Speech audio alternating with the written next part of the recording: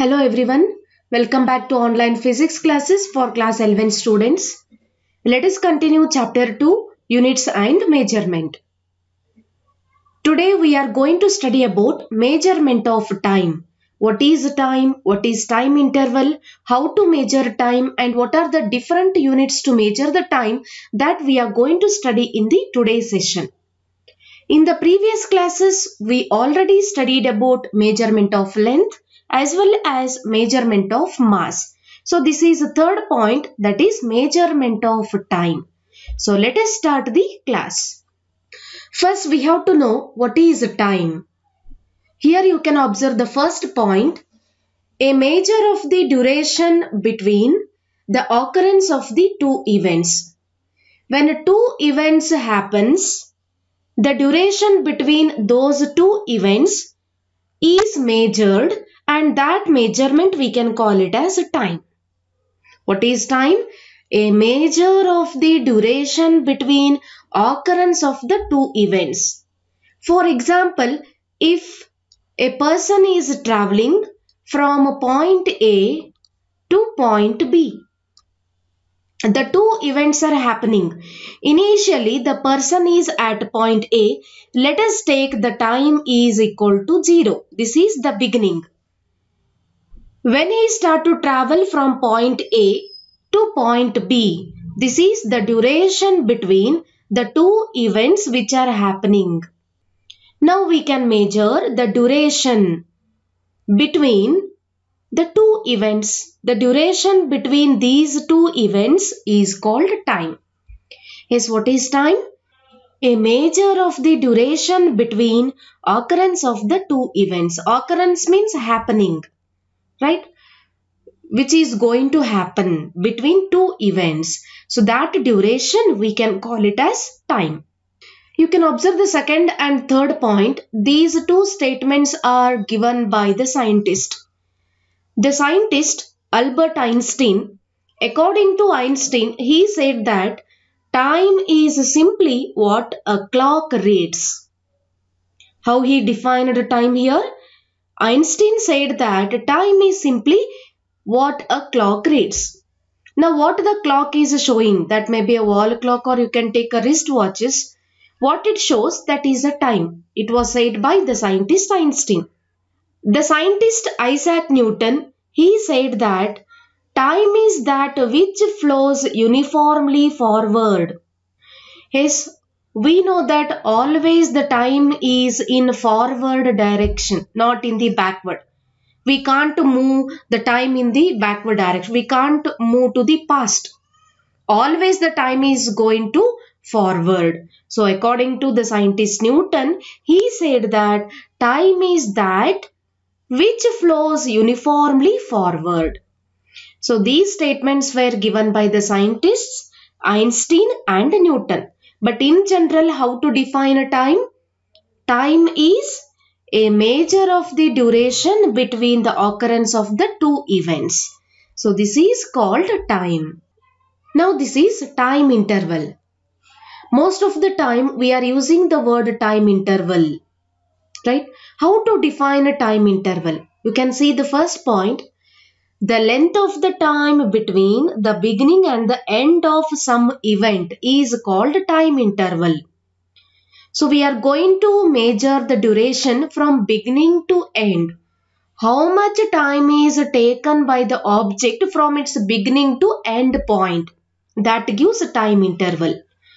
For example, if a car is moving, let us imagine now the car is moving in this direction and it reaches certain point. We can take its initial point is P and final point is Q. Now the car reaches the final destination at point Q. So here the length of the time between its beginning and end of the some event. So here we considered the movement of the car. Car is traveling from point P to point Q. So the time interval between P and Q point. So this is called time interval. So how to define time interval? The length of the time between beginning and the end of some event is called time interval. Then any process that repeats with a beginning and an end can be used as a time standard. For example, every day we can see the sunrise and sunset. These are what repeated processes. Any process that repeats with a beginning and an end. From sunrise to sunset, sunrise we can take it as beginning, sunset we can take it as the end point. So this is what repeated process. Every day we can see this process, so we can call it as standard time or time standard. Is it clear? So what is time standard? Time standard means any process that repeats with a beginning and an end can be used as a time standard. Then a clock is needed to measure time interval. To measure time interval, we need a clock. You can use a wall clock or you can use wristwatches. Anyhow, we need a clock or wristwatches to measure time interval. Before clock invention, the people were usually used water clock, hourglass, candle clock and sundial to measure the time. But later, Galileo Galilei, he invented the pendulum clock to measure the time.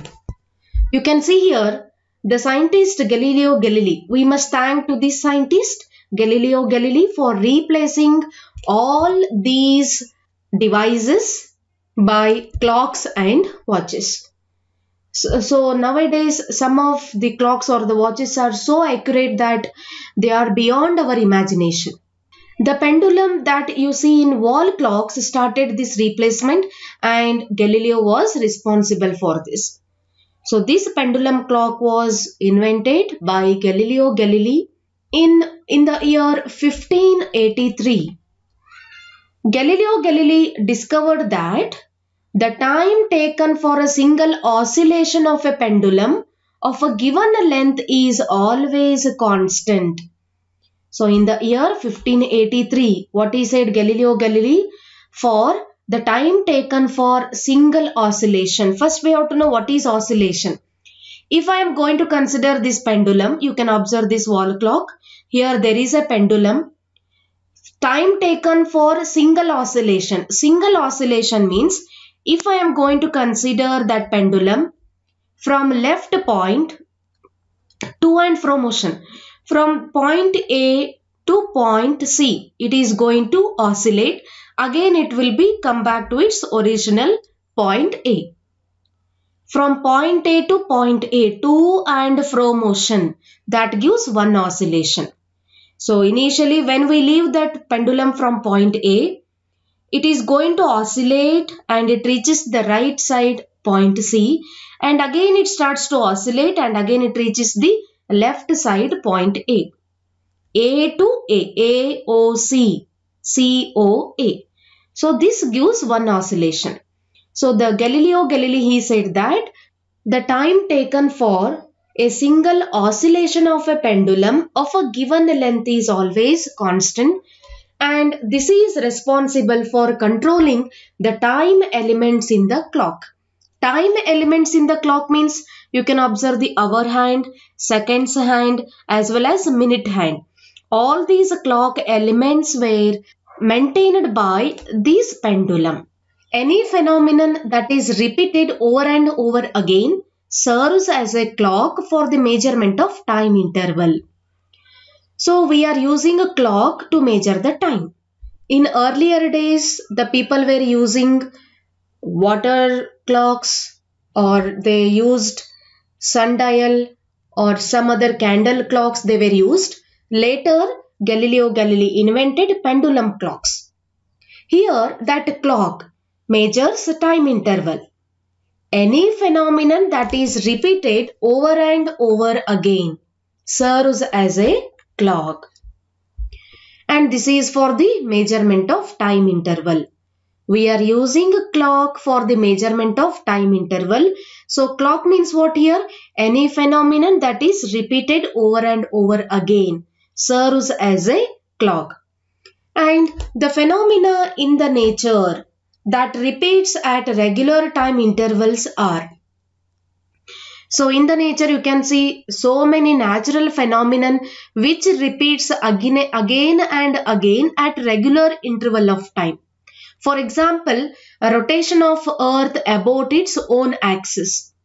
Earth is rotating about its own axis. So this is the repeated process. This is repeated over and over again. Earth never come to rest. It is always rotating with about its own axis. And the second example, Earth is revolving around the sun.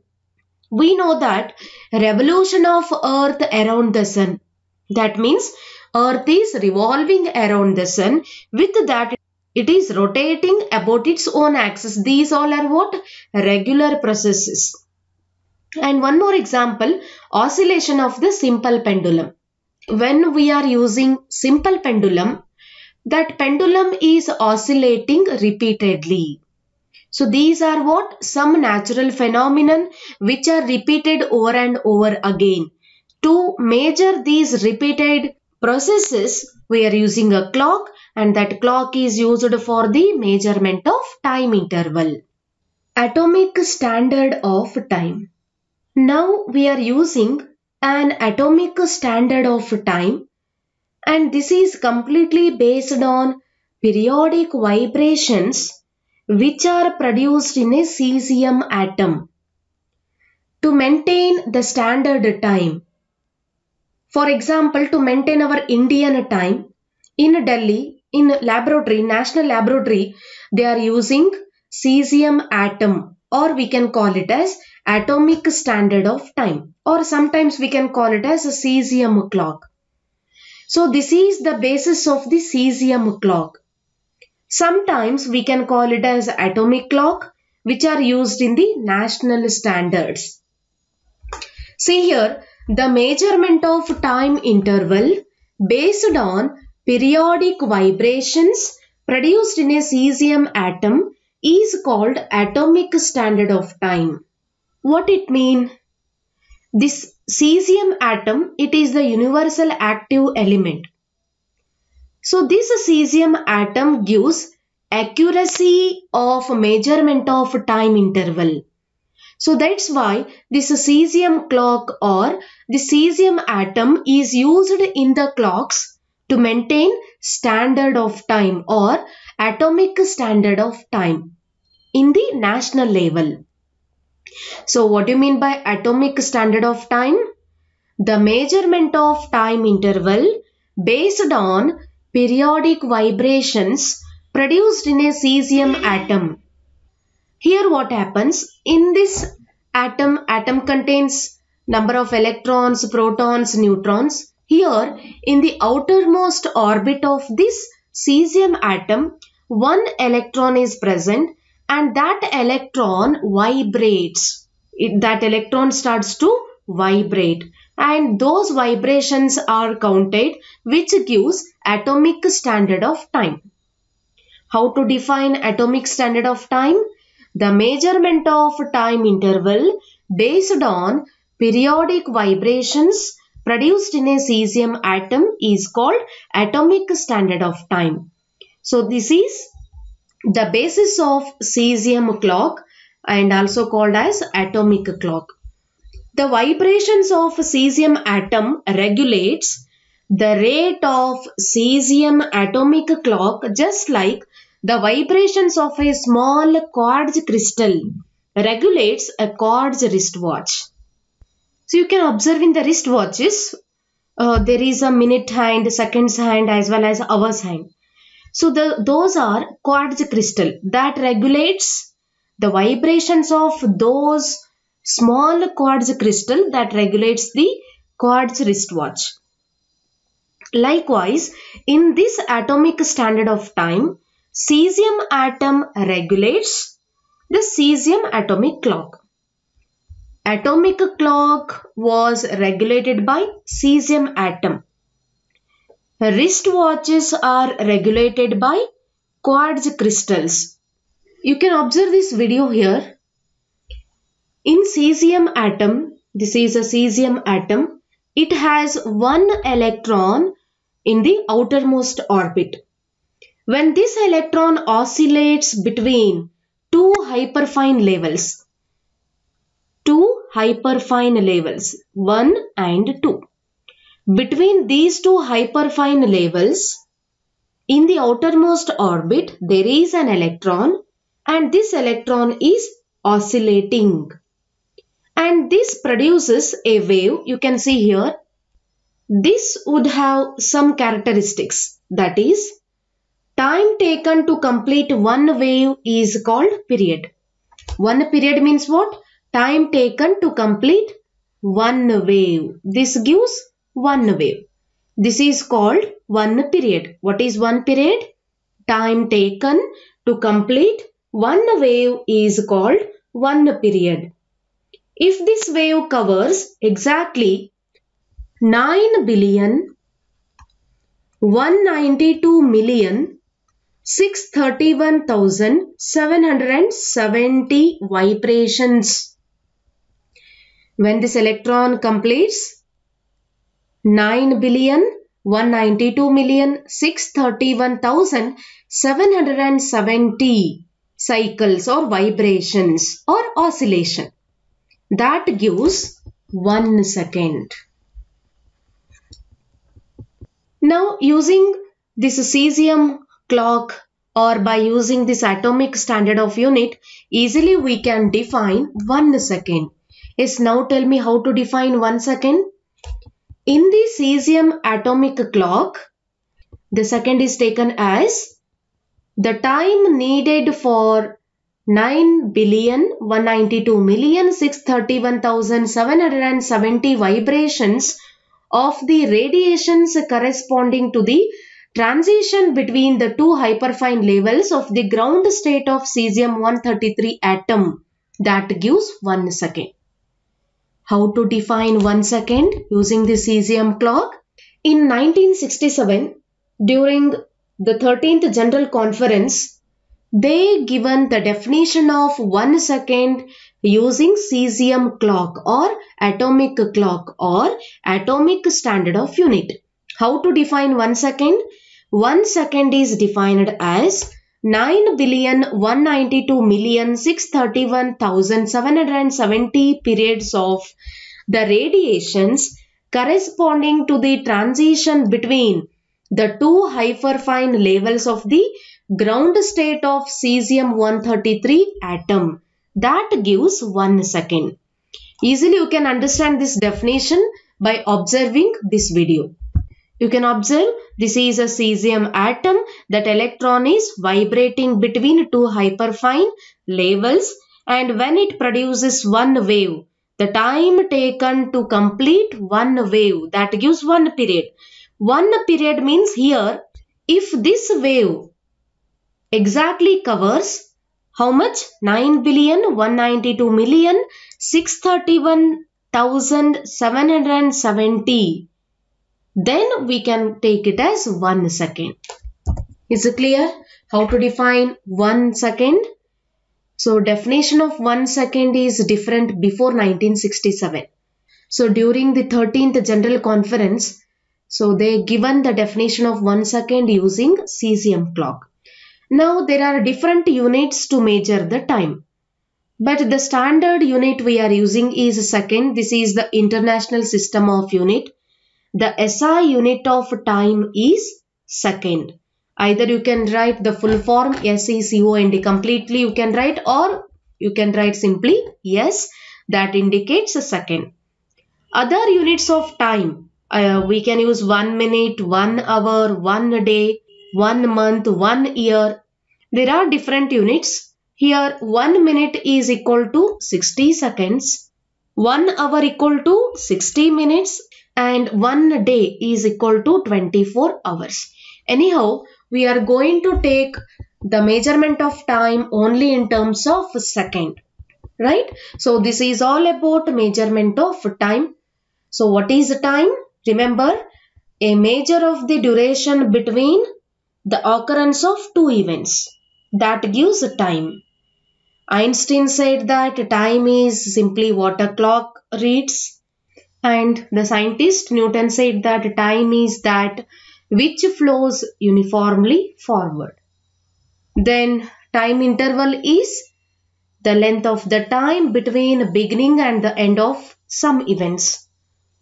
Then we are using atomic standard of unit. There we are using a cesium atom which gives the accurate value, and easily we can define 1 second using that cesium clock, or we can also call it as atomic clock. The SI unit of time is a second. 1 minute equal to 60 seconds, 1 hour equal to 60 minutes, and 1 day is equal to 24 hours. So this is all about measurement of time. Remember, we completed the first part, introduction. Second point, SI system, International System of Unit. Third point, measurement of length. Fourth point, measurement of mass. Fifth point, measurement of time.